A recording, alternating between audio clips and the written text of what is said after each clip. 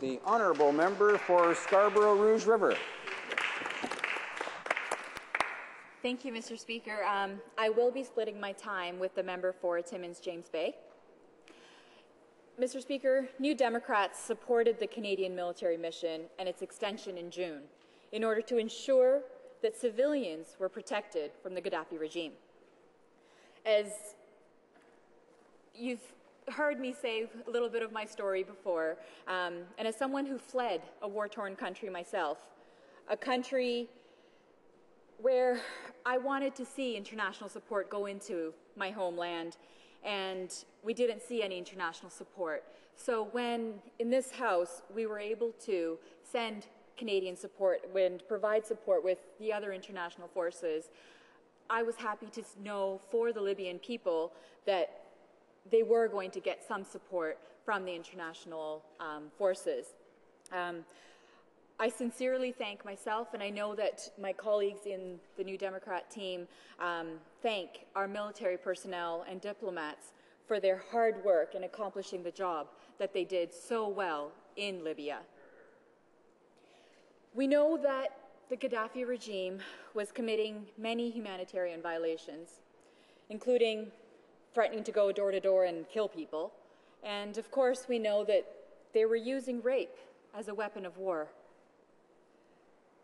Through our support for the extension of the mission in June this year, New Democrats were successful in adding a number of amendments to address the atrocities that were being committed, including, of course, rape being used as a weapon of war. This acknowledgement, the acknowledgement that rape was being used as a weapon of war in that amended motion was quite groundbreaking, Mr. Speaker, and I really commend this House and every single member of this House for that acknowledgement and the fact that this House finally did recognize that rape was being used as a weapon of war. We know that for many, many years, hundreds of thousands of women have been in this situation in many, many countries around the globe. And they were suffering in silence, they were suffering in silos. But once again, it was always the women who were suffering in so many ways, so many ways. They were, not only was it just witnessing their countries, their towns and villages being torn apart, their families separated with sons and daughters and husbands and partners and lives being torn apart. Women experience so many violations of their bodies as well. So it's very important for me to recognize and once again acknowledge this House for recognizing that. It is significant that this House acknowledge this, but in order to continue to help these women, we need to focus our efforts on a civilian mission, Mr. Speaker. One focused on rebuilding, one that is focused on educating, and on providing the health that the families need. The conflict, as we know, is coming to an end. Even the Parliamentary Secretary for Defence earlier mentioned this. Reports that came in today from Libya, from the National Transitional Council forces, identify that the forces have advanced into Sirte, which is, of course, one of the regions that the Parliamentary Secretary was concerned about earlier today. We know that the National Council forces have made significant advances in this region as well. So, once again, the National Transitional Council's forces are progressing and the Gaddafi regime is being pushed or ousted, as was mentioned earlier, further and further. But of course, I'm going to go back. We know that the trauma that is endured by women and children and all people in a conflict zone, in a war zone, outlast the conflict. We know of post-traumatic stress disorder, that our soldiers, our men and women in uniform, when they come back, that they suffer from. But we also know that the children, especially the children, face when they are forced to be in a conflict zone.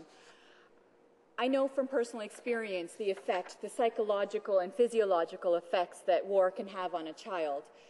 As a 3-year-old and a 4-year-old and a 5-year-old, I was forced to be in a war zone myself. I was shot at, Mr. Speaker, and the fear of having guns blazing at you is not something that a child ever forgets. It's been over 25 years since I experienced it myself, but I remember it vividly as if it was yesterday. And I know that the children who are experiencing it today in Libya are experiencing the same or worse than what I experienced.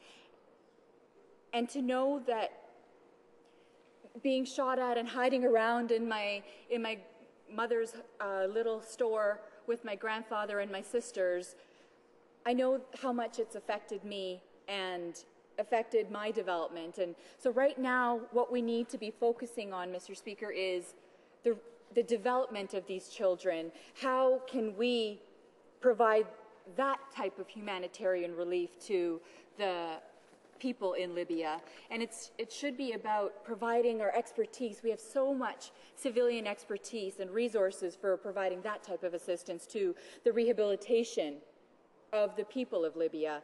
And of course, creating that democratic institute and allowing for the country to have their own governance, their own set of governance. Experiences like mine illustrate why we need a robust civilian mission in Libya right now to help these families and to help people deal with, of course, the psychological and physiological effects of war. Our position reflects the reality on the ground in Libya today, just as our support for military intervention in February and June reflected the needs at the time.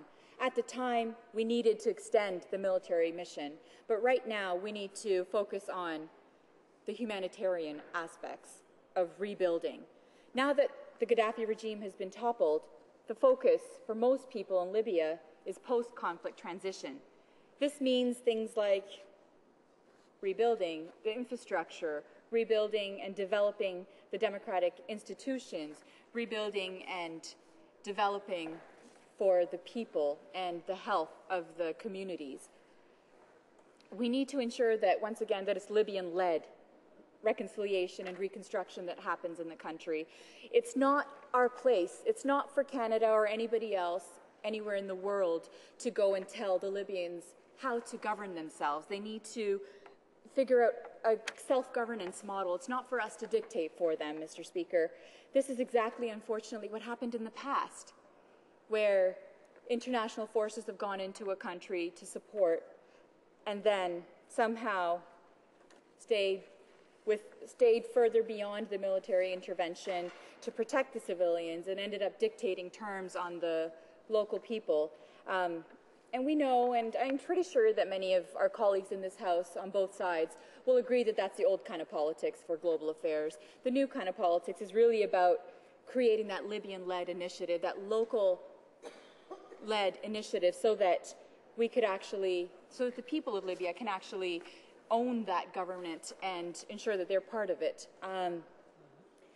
You Democrats really don't support yet another extension of the military mission in Libya, Mr. Speaker. We really do believe that it's time for Canada to focus on the humanitarian aspect, provide our civilian expertise in the country and resources for, once again, the humanitarian assistance, helping with the institution building, the democratic development, and like I said before, that the softer, the less tangible aspects of war, and we have so much expertise and so many people who have the expertise to provide the assistance in helping rebuild the people in the country. And I think, Mr. Speaker, that that's where Canada's focus today should be, is to help the people who are coming out of are now effectively in a post-conflict zone rather than furthering the military mission. Thank you very much, Mr. Speaker.